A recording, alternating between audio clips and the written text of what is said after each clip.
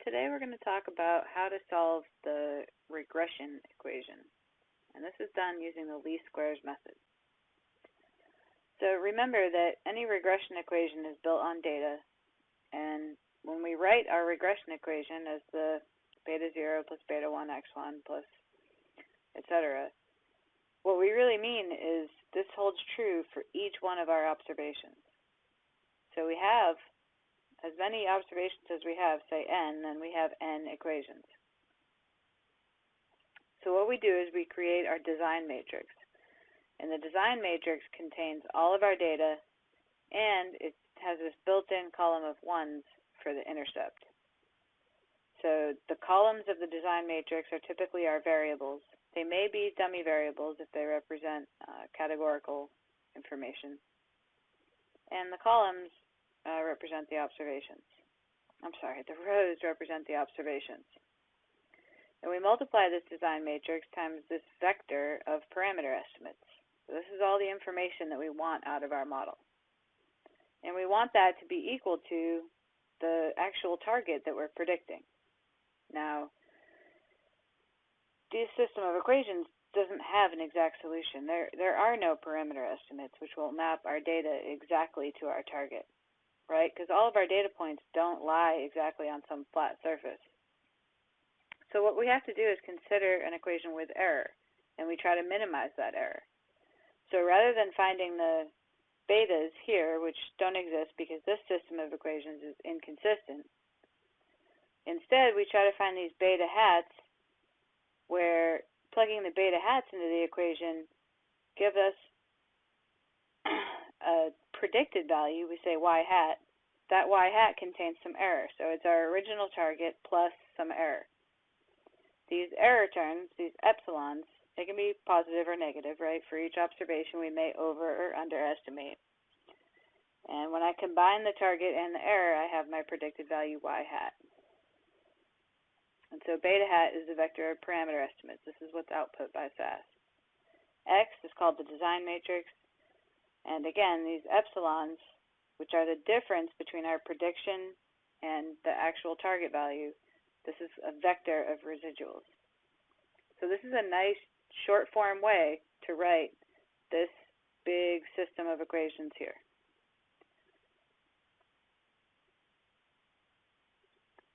So in 2 dimensions, of course, you all know this, we have our data points, right? And the error is the distance, the y distance between the actual target value and the predicted, because we predict along some regression line. In 3 dimensions, we have our response plane, or the regression plane, right? It's a flat surface. And some of the points may lie above the plane, some below, and still that y distance from the point to the predicted point is the residual error. And that's what we're trying to minimize. So we're trying to find these directional slopes to rotate this plane in such a way that all the errors, the distances from the points to the plane, are minimized. So that's really the statement of the least squares problem. And the way it's solved is through something called the normal equations. So again, since we can't solve x beta equals y, we want to solve this equation x beta hat equals y hat. Y hat is just y plus the error, in such a way that these sum of squared errors are minimized, right? That's why at least regression is called least squares, because we are trying to find the solution with the least squared error. Now remember, if I want to have a vector and I want to add up the squared elements of that vector, all I have to do is take the vector transpose times itself, which is the same thing as taking the difference between our predicted and our actual values. That would be a vector, right? It's a vector minus a vector. Taking that vector, the inner product with itself. So this is a good thing to remember, that epsilon transpose epsilon, or any vector transposed with itself, the inner product with itself, is just the sum of squared elements in that vector. In this case, we're going to call beta hat the least squares solution. Those are our parameter estimates. And so the set of least squares solution is precisely the set of solutions to the normal equations. So the normal equations are written here.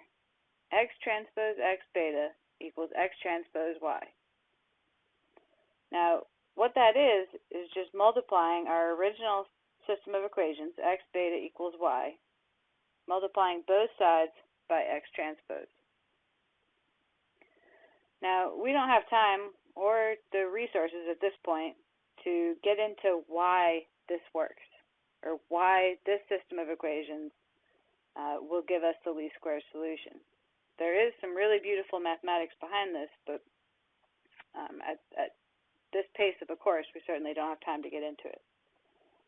So what you need to know is that the normal equations is the way to get the least squares solution to any inconsistent system of equations. There's a unique solution to this system if and only if our data matrix X has full rank. So you remember full rank means that there is a pivot either in every column or every row. Since a data matrix generally has many more rows than it does columns, we're going to assume that full rank means it has a pivot in every column. We're going to get more into this condition in the next couple lectures. For now, this is an important fact for you to know. There's a unique solution if and only if X has full rank. Because when X has full rank, X transpose X also has full rank, and this is a square matrix. It's then going to have an inverse. So we can solve this system of equations just by multiplying both sides by the inverse of X transpose X. So again, before we go doing this, in any situation, the very first thing you have to do is show that a matrix has an inverse. Okay, so I'm telling you that now. If X is full rank, then this matrix is invertible. So therefore, I can multiply both sides of this equation by the inverse. And so that's all I've done here. Now, if I multiply a matrix by its inverse, the result is the identity matrix. And the identity is like multiplying by 1 for matrices. So if this here is the identity matrix, then what I'm left with on the left-hand side is just beta hat. And on the right-hand side, I can't simplify this any further, and so it just remains.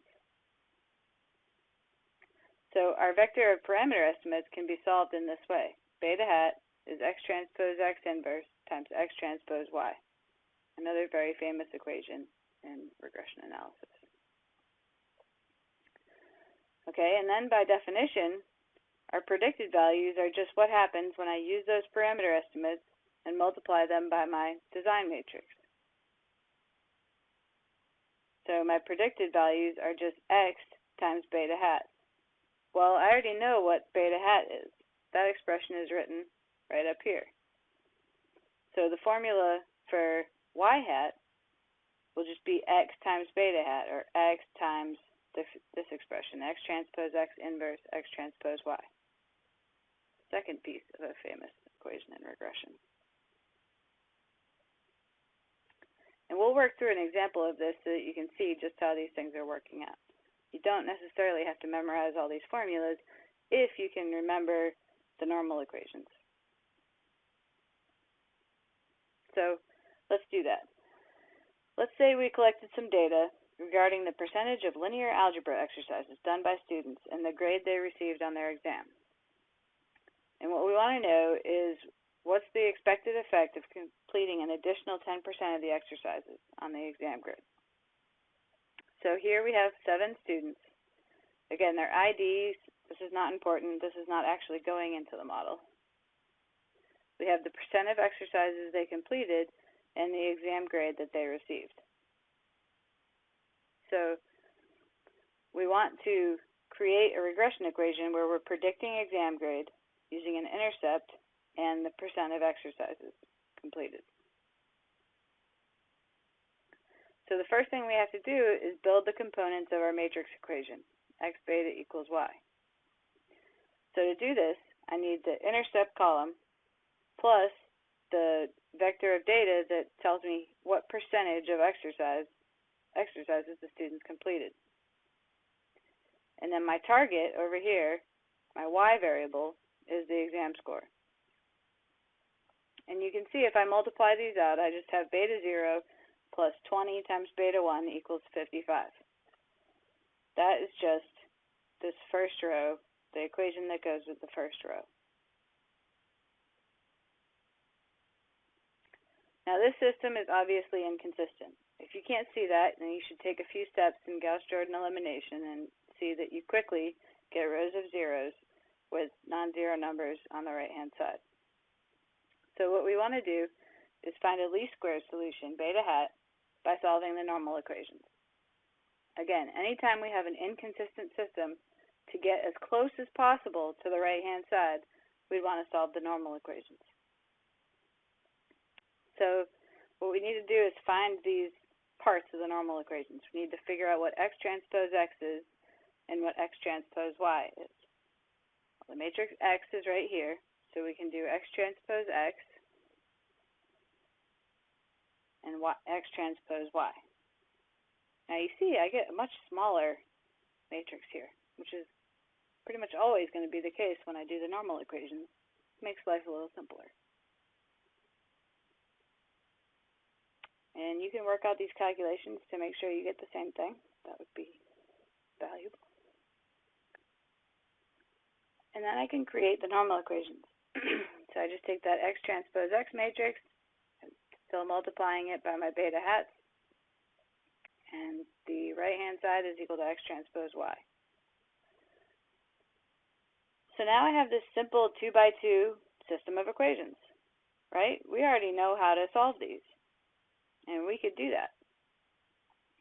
So what I write here is, that we must find the inverse of x transpose x and multiply it on both sides. This is generally how these equations are always written when you'll see them pretty much anywhere. And people will talk about, finding the inverse of the x transpose x matrix. What's interesting, though, is that, we already learned how to do this using Gauss-Jordan elimination. And when you plug this type of problem into a computer, what the computer does in the background is much closer to Gauss-Jordan elimination than it is to finding an inverse. As it turns out, finding the inverse of a matrix computationally can involve a lot of round-off error. And so what the computer does is much closer to Gauss-Jordan elimination.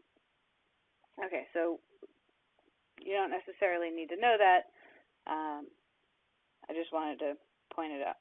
So if we find the inverse of this matrix, because either way, if you find the inverse or you do Gauss-Jordan elimination, the numbers here are not going to be nice. As you can see by the result, there's going to be some pretty terrible fractions involved. So I'm not going to make you do that by hand. I would either give you this inverse, or I would teach you how to do it with software. And we're not there yet, so I would just give you the inverse. Okay, so using that inverse, I just multiply both sides of the equation by the inverse. And if I were to do that on this left-hand side of the equation, remember, it's an inverse times a matrix itself would give me the identity. And the identity times the beta would just give me beta. So that's what's written down here at the bottom. And then on the other side, I'd multiply this x transpose x inverse by x transpose y. And when I do this multiplication out, again, this is messy, you could use a calculator, I'd get this result. I get 30, the intercept, the beta 0, is 32, and beta 1 is about 0.7. And so using that vector of parameter estimate, we can draw our conclusions, right? So if beta 0 is 32, then that's the expected test grade of a student who completes 0% of the exercises, 32. And then for beta 1, remember the question was, what do we expect for each additional 10% of exercises completed? Well, I expect 0.7 for every 1%. So I expect 7 points for every 10% of exercises completed. So clearly it's very valuable to do your linear algebra exercises. And again, using that vector of parameter estimates, we can also find our predicted values. And again, this is where, like I said, you don't have to memorize the long formula for y hat. Right? The long formula was x times x transpose x inverse x transpose y. But you don't need to memorize that big long formula, because really, once you find the beta hats using the normal equations, all you have to do is kind of put your data back into that system of equations. Right? This is the system of equations that we started with, x times beta hat. And so it's really just matrix vector multiplication, and you come out with this result vector here. Of course, our predicted estimates are not exactly as our target variable was. I didn't have any grades over 100 in our original data set, but they're pretty close. And so you could use this predicted vector and compare it to the original target variable and start to compute things like the total r squared and the sum of squared error and things like that. Okay, so that concludes today's lecture. That is how least squares regression is done.